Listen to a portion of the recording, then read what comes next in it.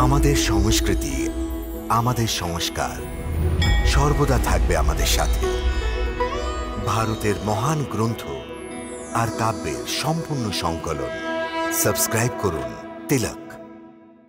বিধানের অনুসার আমাদের সবচেয়ে প্রথমে আগ্রপুজোর অধিকারী নির্বাচন করতে হবে।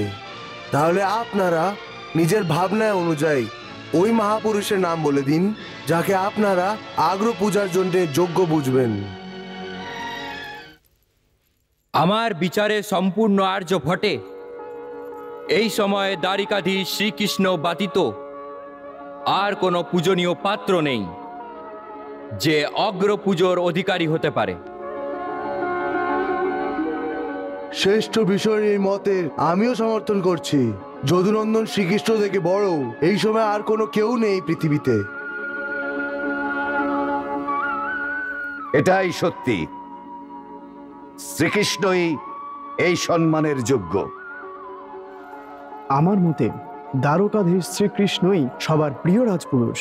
ওনাকেই অর্ঘ্য পূজার অধিকারী করা হোক।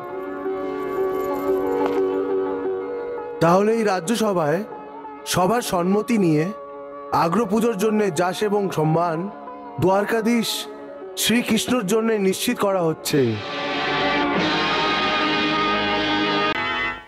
এই সভার আগ্রপুজোর অধিকারী দ্বারকাধীশ শ্রীকৃষ্ণ এই সভার মধ্যে প্রবেশ করছেন।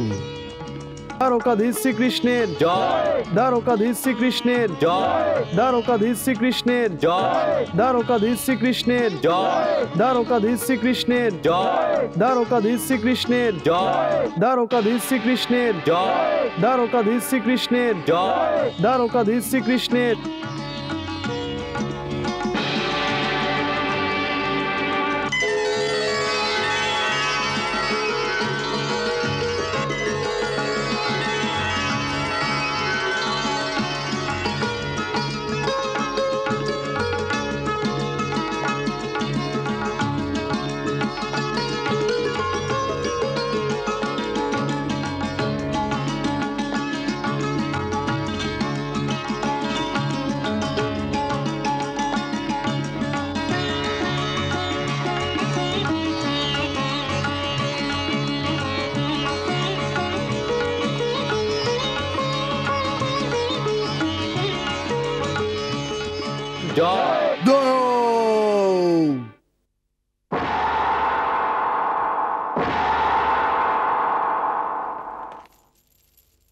আমি ছেদিরাজ শিশুপাল আপনাদের এই নির্ণয়ের বিরোধ করছি।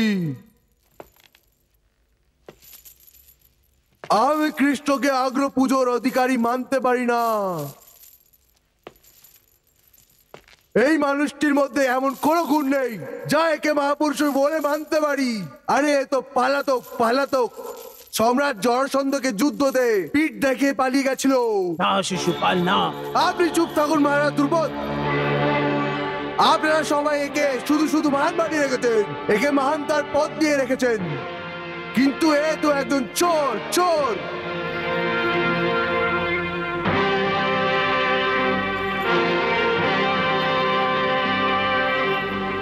স্ত্রী লোভী আছে, কামুক আছে, অধর্মী আছে, অধর্মী।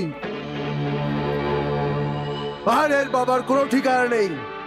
কখনো বলে যে আমি গোয়ালার পুত্র, কখনো বলে যে আমি বাসুদেবের পুত্র। আরে এ তো ঠিকভাবে নিজের বাপের নামও জানে না। মিথ্যুক, একদম মিথ্যুক। শিশুপাল দাও ভ্রাতা, কি করছেন? আমি ওর 100টা অপরাধ ক্ষমা করার জন্য বচনবদ্ধ। কাকে বচন দিয়েছো তুমি কৃষ্ণ? নিজের বড় পিসিকে। আর কাকে? যে ওর মাতা দেবী কুন্তির বড় বোন শ্রুতি সবার পুত্র। কিন্তু এ তো পরাকাষ্ঠা কৃষ্ণ। তুমি চিন্তা করো না দাও ভ্রাতা, আমি ওর অপরাধ স্বয়ং গুনছি। দেখো তো এই নির্লজ্জকে কিভাবে নিজের প্রশংসা শুনছে। পুরো মসৃণ কলস আছে, মসৃণ কলস। দুষ্ট।